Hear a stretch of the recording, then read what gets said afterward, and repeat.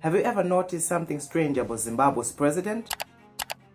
Not his speeches, not his policies, but that scarf. Why would a president known for classic suits and red ties switch to something more symbolic? How does a local idea go from an email to the global stage at the World Economic Forum? And more importantly, what does it say about power in Zimbabwe?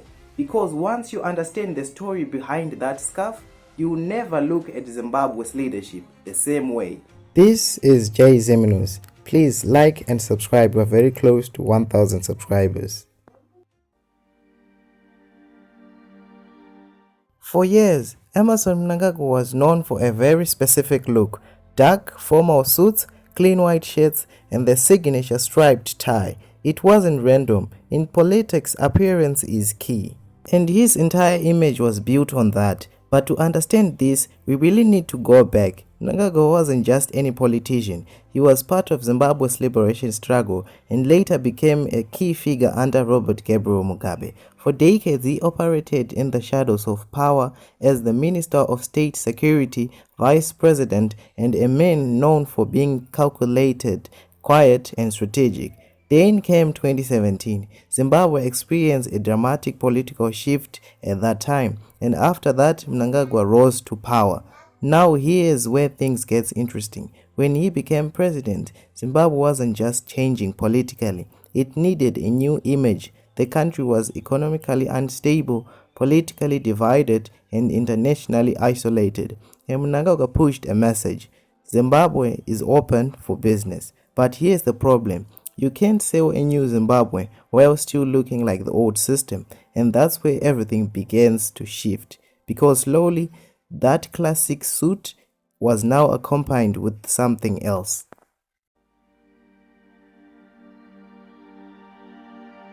The story of the scarf doesn't begin in the government. It starts with an idea.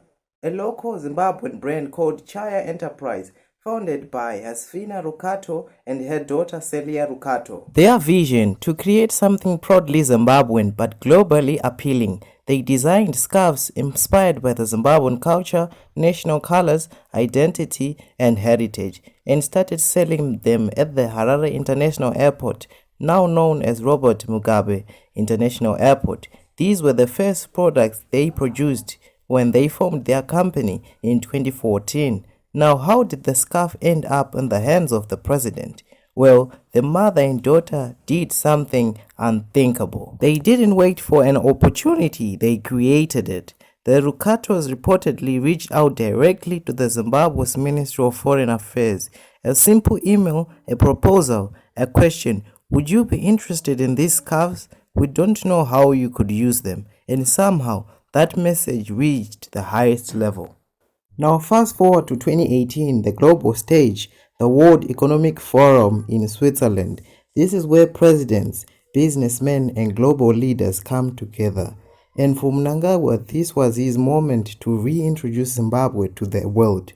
But instead of the usual suit, he stepped out wearing something different: the Zimbabwean scarf. And just like that, everything changed. From just an experiment by the Rukatos to their product worn by the president himself.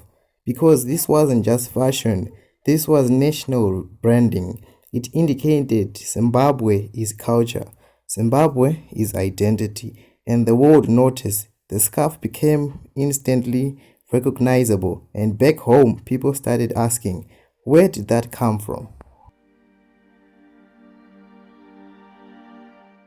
After Davos, the scarf didn't fade. It spread fast. Cabinet ministers began wearing it. Government officials followed. And soon, it became something bigger than just the president wearing it. It became a symbol of belonging, even beyond Zimbabwe. The influence started crossing borders.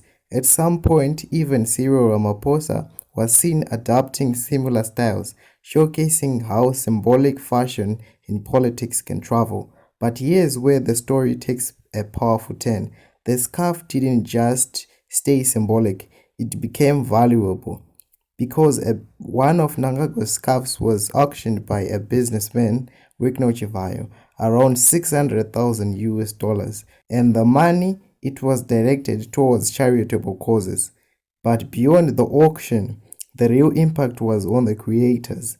For Hesphina and Celia Rukato, this changed everything. Their brand, Chjaa Enterprise, gained massive visibility, saw increased demand, and became associated with the presidential identity. From one email to global recognition, and that's the part people overlook.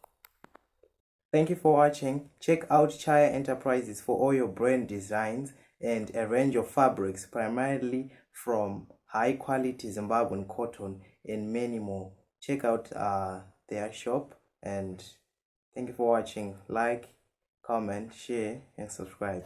Peace.